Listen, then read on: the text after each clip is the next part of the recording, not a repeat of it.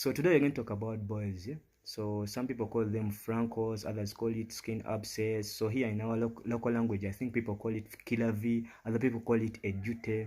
So I have a brief story about that. So for me, I've studied in boarding section like since my primary. Yeah? So I used to sleep down, yeah? And there's a colleague of mine during my primary level, yeah?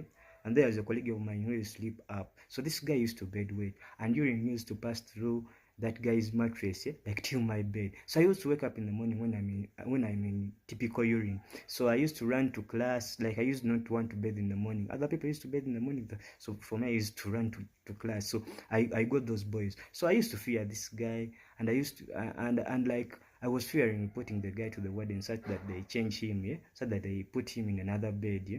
So like most cases I got those boys, and I used to go to the sick bay, and other colleagues of mine used to have them.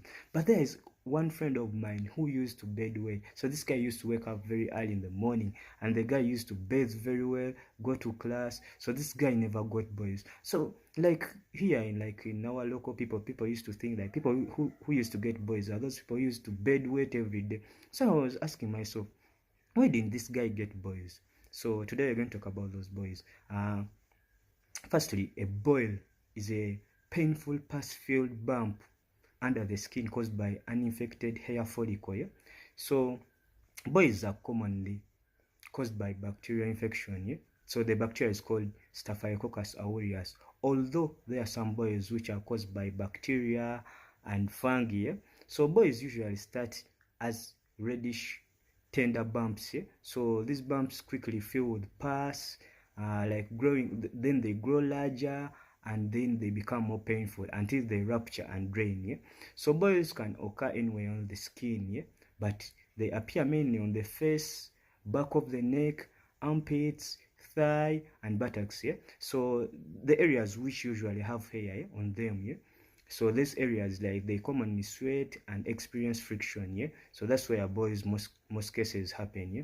So what exposes you to boils? So the first one is poor hygiene, like not washing the skin properly, especially in areas, yeah, which have hair and sweat. Yeah? So these areas, if you don't wash them well, yeah, like you increase the risk of getting that bacterial growth, yeah, which leads to a boil.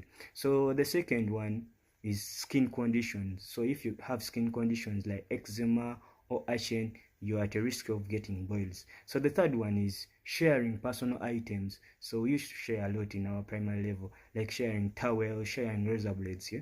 So that one puts you at a risk of getting a boil. So the fourth one is poor nutrition.